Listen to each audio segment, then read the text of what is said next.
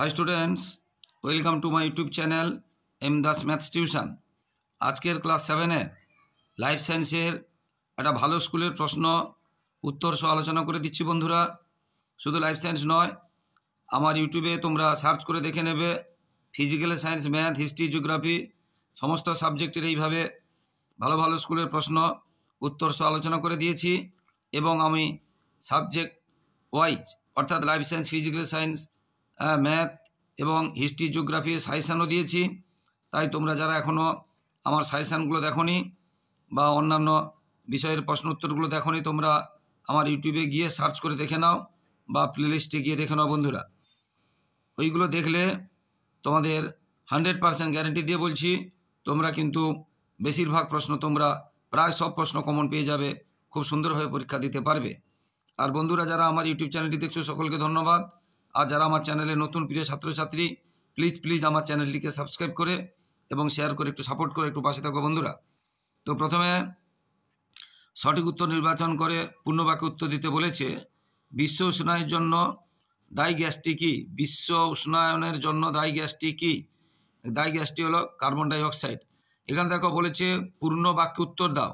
শুধু এইটা লিখলে হবে না, লিখতে হবে পুরো এটা। বিশ্ব উষ্ণায়নের জন্য দায়ী গ্যাসটি হলো কার্বন ডাই অক্সাইড, এরকম পূর্ণ বাক্যে লিখতে হবে, বুঝতে পেরেছো? কালা জ্বরের বাহক এইগুলোর মধ্যে কোনটা হবে? না বালি মাছি বা বেলে মাছি। লিখতে হবে কীরকম? কালা জ্বরের বাহক বালি মাছি, বাহক হলো বালি মাছি এরকম। প্রবাল হলো ড্যাশ পর্বভুক্ত। প্রবাল হচ্ছে নিডারিয়া বা নিডেরিয়া পর্বভুক্ত। থার্মোমিটারে যে ধাতুর বাষ্প ব্যবহার করা হয় সেটা পারদ। রাতে কম আলোতে দেখতে সাহায্য করে কোন কোষ? রড কোষ। মাছ, মাংস, ডিম থেকে প্রাপ্ত প্রধান খাদ্য উপাদানটি হলো প্রোটিন অর্থাৎ অ্যামাইনো অ্যাসিড, যেটা হজম হওয়ার পরে হয় অ্যামাইনো অ্যাসিড, অর্থাৎ প্রোটিন। এখানে হবে প্রোটিন। ড্যাশ একটি মেগা ডাইভার্সিটি নেশন, ভারতবর্ষ।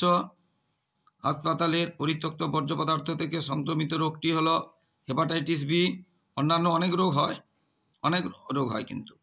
পাউরুটি তৈরিতে লাগে ইস্ট নামক এককোষী ছত্রাক। প্লেগ রোগের আর অপর নাম ব্ল্যাক ডেথ। সস্তার হলুদ রঙের লাড্ডুতে বা মিষ্টিতে ক্ষতিকারক যে কৃত্রিম রং থাকে তার নাম কি? Metanil yellow. খাদ্যের সম্পর্কের উপর ভিত্তি করে বাস্তুতন্ত্র গঠিত হয় খাদ্য পিরামিড। তো বন্ধুরা আমি যে সাজেশানগুলো দিয়েছি সে সাজেশান থেকে ম্যাক্সিমাম প্রশ্নগুলো এসেছে। তাই বন্ধুরা আমার সাজেশানটা ফলো করলে তোমরা কিন্তু ম্যাক্সিমাম প্রশ্ন তোমরা উত্তর দিতে পারবে। তাই মন দিয়ে আমার প্রত্যেকটা সাজেশান দেখে যাও বন্ধুরা। 100% গ্যারেন্টিতে বলছি বেশিরভাগ তোমাদের আমার সাজেশান থেকে লাগবে। এরপরে বাম স্তম্ভ এবং ডান স্তম্ভ। মশা জৈব বাহক আর মানুষ হচ্ছে জৈব বাহক নয়, মশা হচ্ছে জৈব বাহক। এই যে র্যাট ফ্লি হচ্ছে প্লেগ রোগ ছড়ায়, ইঁদুরের দেহে থাকে, মেঠো ইঁদুরের র্যাট ফ্লি, প্লেগ রোগ। তেলাপিয়া হচ্ছে আফ্রিকা দেশ থেকে একটা বিদেশি প্রজাতির মাছ আমাদের দেশে আনা হয়েছে। আমাদের দেশে তেলাপিয়া ছিল না। উচ্চ রক্তচাপ হচ্ছে সোডিয়াম, যাদের আমাদের জন্য কাঁচা লবণ খাওয়া উচিত নয়। সোডিয়াম ক্লোরাইড, কাঁচা লবণ মানে সোডিয়াম ক্লোরাইড, উচ্চ রক্তচাপ করে। বায়োডিগ্রেডেবল হচ্ছে খড়, মানে এমনি পচে যায় প্রাকৃতিতে ফেলে রাখলে, কিন্তু প্লাস্টিক এইগুলো পচে না, তাই এগুলো নন বায়োডিগ্রেডেবল। ম্যালেরিয়া রোগ সৃষ্টিকারী জীবাণুটির বিজ্ঞান নাম কি? প্লাজমোডিয়াম ভাইভাক্স। ম্যালেরিয়া রোগ সৃষ্টিকারী জীবাণুটির নাম প্লাজমোডিয়াম ভাইভাক্স। কোন ভাইরাসের কারণে বার্ড ফ্লু হয়? এটা হচ্ছে H5N1, ব্র্যাকেটের মধ্যে সামনে এ রাখবে, ভালো হয়। H5N1 ক্যাপিটাল হাতের লিখবে। একটি জৈব অভঙ্গুর বর্জ্য পদার্থের নাম লেখো। প্লাস্টিক অভঙ্গুর একটু আগে বলেছি। ডিসলেক্সিয়ার দুটি লক্ষণ লেখো। শব্দ পড়তে ও লিখতে সমস্যা হয়। ম্যান্ডিবল ল্যাব্রামের একটি করে কাজ লেখো। চামড়া ফুটো করে ম্যান্ডিবল, আর ল্যাব্রাম করে রক্ত চুষে নেয়। SPM কি? Suspended particulate matter. বায়ুতে সূক্ষ্ম যে ক্ষুদ্র ভাসমান কণাগুলো থাকে সেটা কঠিন, তরল বা গ্যাসীয় হতে পারে, তাদেরকে SPM বলে। টিনবন্দি খাবার থেকে কী ধরনের রোগ হয়? উচ্চ রক্তচাপ হয়। এরপরে একটু বড় প্রশ্ন 2 নম্বরে, রাতকানা রোগের কারণ ও প্রতিকার লেখো। রাতকানা রোগের কারণ ভিটামিন এর অভাব। প্রতিকার কি? আমাদের শাকসবজি খেতে হবে, বেশি করে শাকসবজি খেতে হবে। রাতকানা রোগের প্রতিকার ভিটামিন এ যুক্ত খাবার বেশি করে খেতে হবে। গ্রিন হাউস এফেক্ট বলতে কী বোঝো? ভীষণ ইম্পর্টেন্ট বন্ধুরাই, যে সাজেশান থেকে সব এসেছে, আমি যে সাজেশান দিয়েছিলাম সাজেশান থেকে সব এসেছে। তাই যে সমস্ত স্কুলে এখনও পরীক্ষা হয়নি, তোমরা আমার সাজেশানটা ফলো করলে তোমরা ম্যাক্সিমাম প্রশ্ন জানা পেয়ে যাবে বন্ধুরা। গ্রিন হাউস এফেক্ট বলতে কী বোঝো? প্রকৃতিতে বায়ু দূষণের ফলে কার্বন ডাইঅক্সাইড, মিথেন এবং জলীয় বাষ্প প্রভৃতি গ্যাস পরিমাণে বেড়ে যাচ্ছে এবং এই গ্যাসগুলো বায়ুমণ্ডলের উপরে গিয়ে একটা আস্তরণ তৈরি করছে, যার ফলে সূর্য থেকে তাপ পৃথিবীতে আসতে পারছে, কিন্তু পৃথিবী যখন বিকিরণ করছে ওই তাপ ওই গ্যাসের স্তরে বাধা পেয়ে আবার পৃথিবীতে ফিরে আসছে, ফলে বায়ুমণ্ডলের তাপমাত্রা বাড়ছে। এটাই হচ্ছে অর্থাৎ বিশ্ব উষ্ণায়ন ঘটছে। অর্থাৎ গ্রিন হাউসের এফেক্ট হলো বিশ্ব উষ্ণায়ন বা আমাদের বায়ুমণ্ডলে আমাদের পৃথিবীর তাপমাত্রা বাড়ছে। আর্সেনিক দূষণের ফল কি হয়? এর লক্ষণগুলি কি? আর্সেনিক দূষণের ফলে আমরা জানি ব্ল্যাক ফুট ডিজিজ রোগ হয়। ব্ল্যাক মানে কালো, ফুট মানে পায়ের পাতা, ডিজিজ মানে রোগ। হাতের এবং পায়ের পাতাতে কি হচ্ছে? কালো কালো ছোপ পড়ে। প্রবাল প্রাচীর কি? প্রবাল হচ্ছে এক ধরনের সামুদ্রিক প্রাণী, নিডেরিয়া পর্বের। এদের খোলক ক্যালসিয়াম কার্বনেট দিয়ে তৈরি। এরা বহু সংখ্যা, কোটি কোটি কোটি কোটি সংখ্যা একসাথে যদি ওরা মরে যায়, তার খোলকগুলো থেকে একটা প্রাচীর তৈরি হয় সমুদ্রে, একে বলা হচ্ছে প্রবাল প্রাচীর।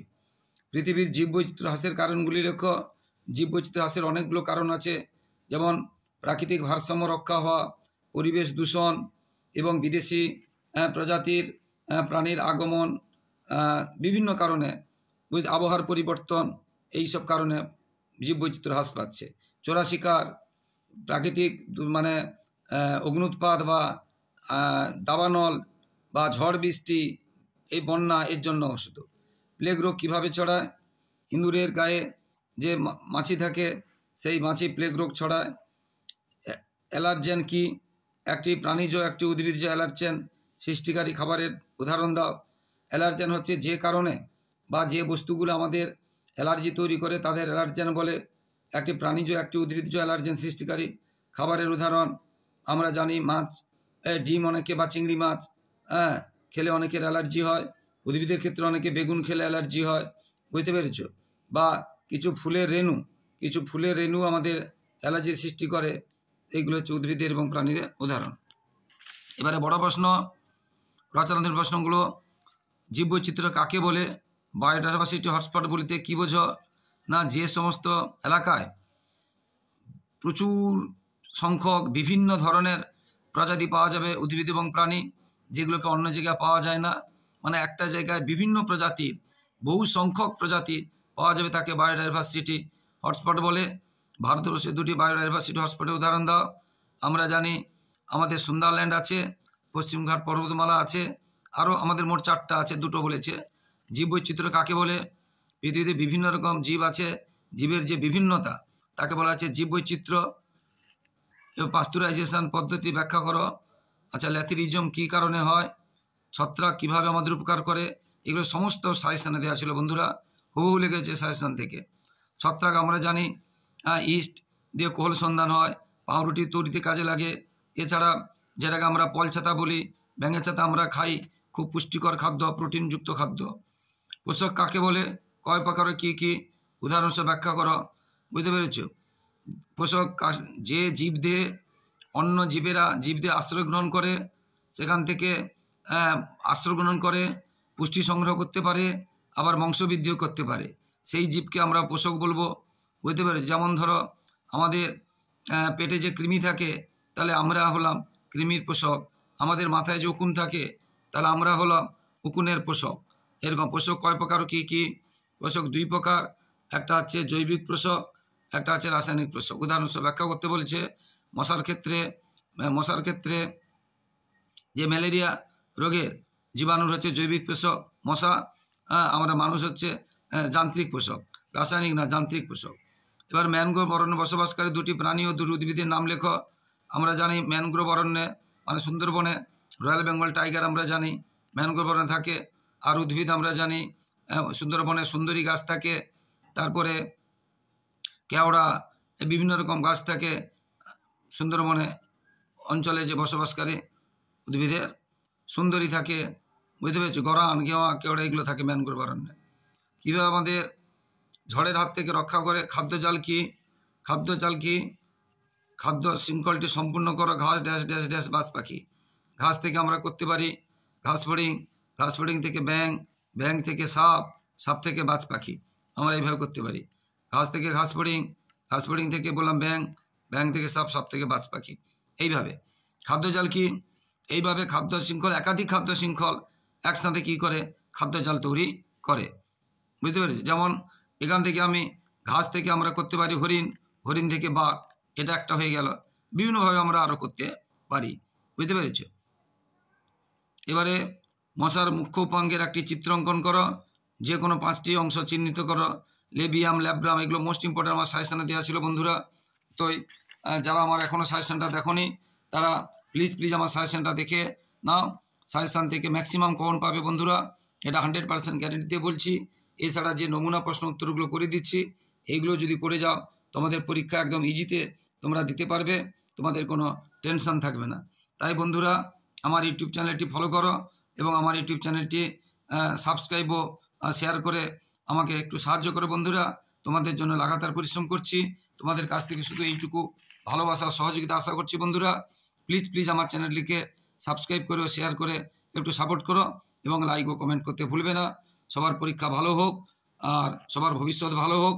এবং বন্ধুরা অন্যান্য সাবজেক্টও আমি দিয়েছি, সাজেশান দিয়েছি, নমুনা প্রশ্ন উত্তরও দিয়েছি, তাই তোমরা অবশ্যই দেখবে বন্ধুরা। জয় হিন্দ, বন্দে মাতরম।